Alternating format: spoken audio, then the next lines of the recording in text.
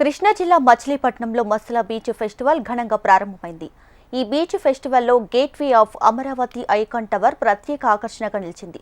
ఏపీలో beach tourism అభివృద్ధికి beach ఫెస్టివల్తో తొలి అడుగు పడిందన్నారు మంత్రి కొల్లు రవీంద్ర. గోవా, విశాఖ తరహాలో మంగినపూడి బీచ్ను అభివృద్ధి చేస్తామంటున్న మంత్రి కొల్లు రవీంద్రతో మా ప్రతినిధి హరికిషన్ ఫేస్ టు ఫేస్.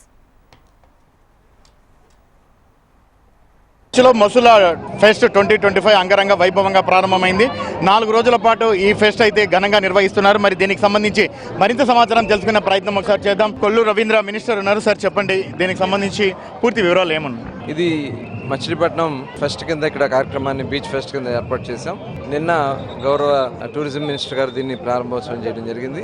చాలా అద్భుతంగా, ఎందుకంటే ఈ ఫెస్ట్ లో స్పోర్ట్స్ కూడా దీంట్లో భాగస్వామ్యం చేశాం. స్పోర్ట్స్ ఈవెంట్స్ కూడా ఇవాళ బీచ్ కబడ్డీ కానీ, కయాకింగ్ కానీ, అట్లాగే మనకి వాలీబాల్ కానీ ఇవన్నీ కూడా జరుగుతూ ఉన్నాయి. ఇవే కాకుండా అటు ఎంటర్టైన్మెంట్ కానీ, అమ్యూజ్మెంట్ కానీ, ముఖ్యంగా అడ్వెంచర్ స్పోర్ట్స్ ఇక్కడ ఫస్ట్ టైం ఇక్కడ ఏర్పాటు చేయడం జరిగింది.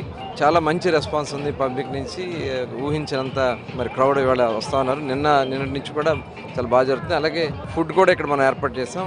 భారతదేశంలో దొరికే అన్ని రకాల ఫుడ్స్ కూడా ఇక్కడ స్టాల్స్ ఒక 7 జోన్స్ కింద డివైడ్ చేసి ఏర్పాటు చేయడం జరిగింది.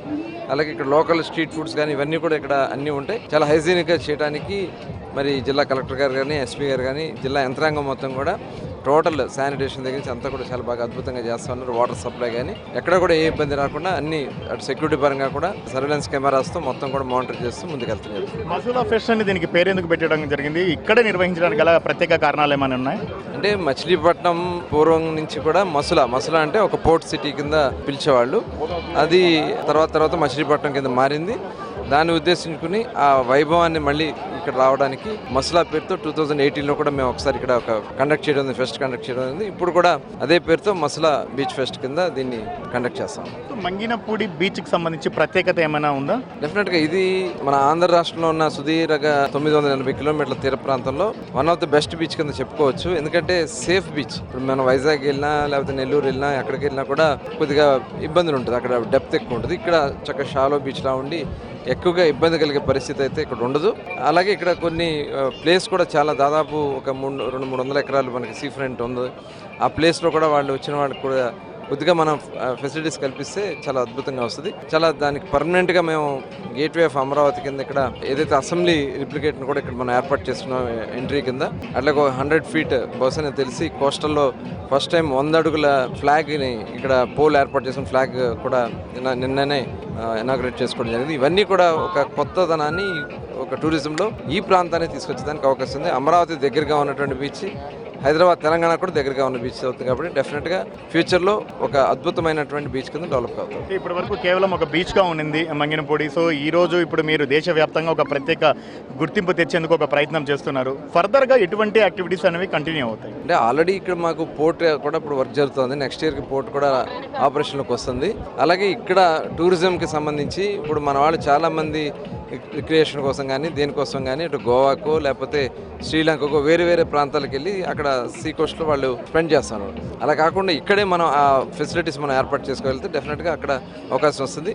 అలాగే ఇక్కడ ఇన్వెస్ట్మెంట్స్ కూడా ఇప్పుడు టూరిజంకి సంబంధించి రిసార్ట్స్ కానీ, హోటల్స్ కానీ, ఫుడ్ కానీ ఇవన్నీ కూడా టేస్ట్ చేయడానికి డెఫినెట్గా ఇక్కడ. అలాగే మనది టెంపుల్ టూరిజం కింద కూడా దీన్ని హబ్ కింద చేసుకోవచ్చు.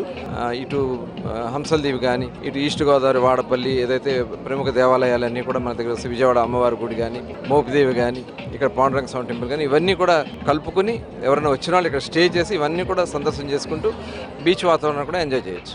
సో సీ గేట్వే ఆఫ్ అమరావతిగా ఉన్నటువంటి మంగినపూడిని ఈ 4 రోజులే, అంటే ఎప్పుడైతే ఇప్పుడు సీ ఫెస్ట్కి సంబంధించి మసులా ఫెస్ట్కి సంబంధించే కాకుండా ఫర్దర్గా కంప్లీట్గా పెద్ద ఎత్తున దీన్ని అభివృద్ధి చేసేందుకు పక్కా ప్రణాళికతో ముందుకు పోతున్నటువంటి పరిస్థితి అయితే ఉంది.